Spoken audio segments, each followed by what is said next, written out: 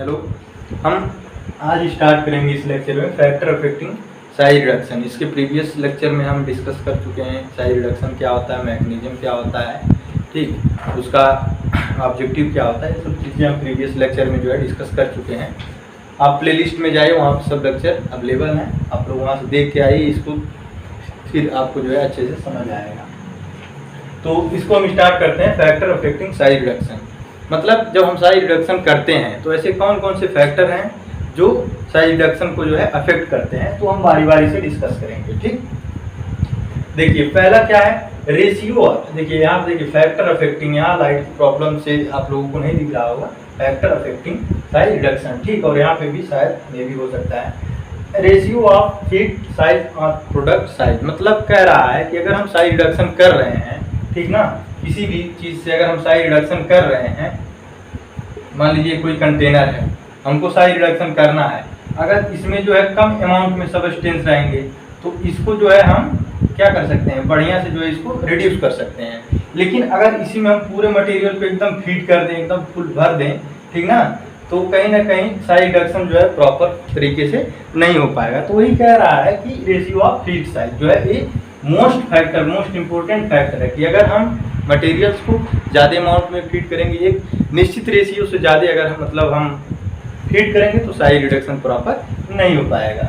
और दूसरा क्या है, bulk density and potency. Bulk density का मतलब हम जिस भी पार्टिकल्स को हम रिड्यूस करना चाहते हैं, जिस भी सब्सटेंस को हम रिड्यूस करना चाहते हैं, अगर उसकी डेंसिटी ज़्यादा होगी तो कहीं ना कहीं भाई उसमें कठिनाई आएगी रिड्यूस करने में। जैसे कि मान लीजिए आयरन है, ठीक ना, ये लोहे का एक टुकड़ा है, इसकी डेंसिटी भाई ज़्यादा होगी क्योंकि इसकी जो पार्टिकल साइज होते हैं वो बहुत कॉम्पैक्ट जो है एक दूसरे से कनेक्ट होते हैं। और यहीं पे आप ले लीजिए ईंट, ठीक ना, ये जो मिट्टी से बना रहता है, ईंट, सीमेंटेड ईंट नहीं, मिट्टी से जो बना रहता है, तो कहीं ना कहीं इसकी जो डेंसिटी होती है वो कम होती है, ठीक। तो अगर डेंसिटी ज़्यादा रहेगी तो साइज रिड्यूस करने में ज़्यादा दिक्कत आएगा। अगर हम मान लीजिए इसको जो है ये आयरन था, या इसको जो है स्टोन बोल दीजिए आप, मान लीजिए पत्थर ही है, तो इसकी जो डेंसिटी है ज़्यादा होगी, ठीक ना, तो इसको साइज रिड्यूस करने में थोड़ा दिक्कत होगा। और जिसकी डेंसिटी कम होगी वो आसानी से जो है उसका जो है साइज रिडक्शन हो जाएगा। और तीसरा फैक्टर आता है आपका मटेरियल स्ट्रक्चर, मतलब हम जिस भी मटेरियल को रिड्यूस कर रहे हैं, ठीक ना, उसका स्ट्रक्चर कैसा है। मान लीजिए हमारा कोई मटेरियल्स है वो सॉलिड फॉर्म में है, ठीक, इसके जो पार्टिकल साइज हैं वो कॉम्पैक्टली जो है कनेक्ट हैं।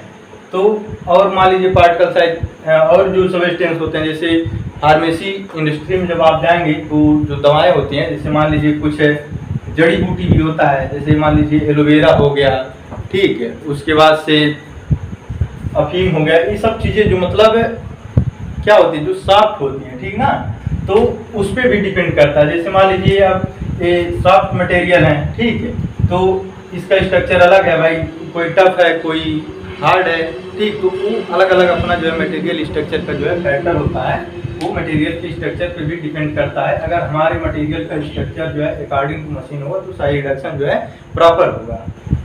नेचर ऑफ द सब्सटेंस, मतलब हम जिस सब्सटेंस को या जिस भी मटेरियल को हम साइज रिड्यूस करना चाहते हैं उसका नेचर कैसा है, उस पर भी जो है साइज रिडक्शन जो है अफेक्ट करता है। हार्डनेस, अगर हमारा कोई मटेरियल बहुत हार्ड है, ठीक, अगर हमारा कोई मटेरियल बहुत हार्ड है तो कहीं ना कहीं इसको रिड्यूस करने में जो है हमको बहुत सी डिफिकल्टीज आएगी, ठीक ना।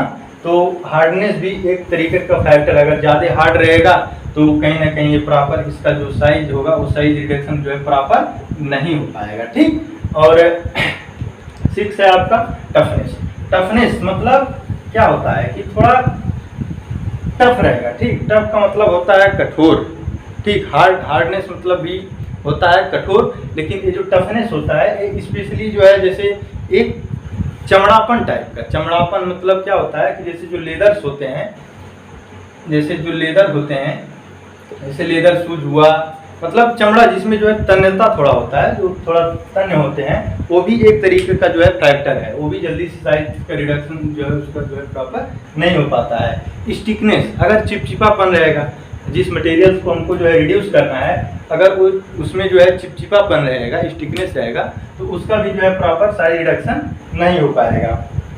और 8 है एब्रेसिवनेस। एब्रेसिवनेस मतलब होता है कि जैसे मान लीजिए हम किसी भी चीज़ को रगड़कर जैसे साइज रिडक्शन कर रहे हैं। अब मान लीजिए हमको क्या करना है, हमको मान लीजिए ईंट का जो है साइज रिडक्शन करना है।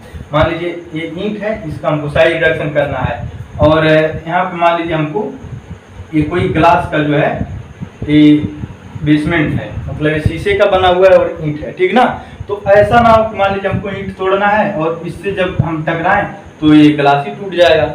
मतलब ऐसा कोई पदार्थ ना हो कि जो अपने खुद को रिड्यूस होने से पहले जो है उस सतह को जो है क्या कर दे, उसका भी साइज रिडक्शन कर दे, ठीक ना। तो ऐसा कोई सब्सटेंस नहीं होना चाहिए। टूटना इसको चाहिए, लेकिन जब ये इस पे गिर रहा है तो क्या हो रहा है, ये टूट जा रहा है। तो ऐसा सब्सटेंस नहीं होना चाहिए। तो अगर एब्रेसिवनेस क्वालिटी अगर रहेगी सब्सटेंस में तब भी जो है साइज का रिडक्शन प्रॉपर नहीं हो पाएगा। मॉइस्चर कंटेंट मतलब अगर हमारे मटेरियल में नमी रहेगी तभी प्रॉपर साइज का रिडक्शन नहीं हो पाएगा। तो ये सब फैक्टर्स जो हैं साइज रिडक्शन में जो है अफेक्ट करते हैं। ये जो है साइज रिडक्शन को जो है अफेक्ट करके जो है इसके रिडक्शन को घटाते हैं, बढ़ाते हैं। तो यही जो है फैक्टर्स हैं। तो और जो भी चीज़ें हैं इसमें ब्रीफ में जो है नोट्स जो है इसके डिस्क्रिप्शन में PDF फॉर्म में दे दिया जाएगा। और इसके प्रीवियस लेक्चर को आप लोग जरूर देखें, तभी ये आपको जो है कंफर्म हो पाएगा। Thank you.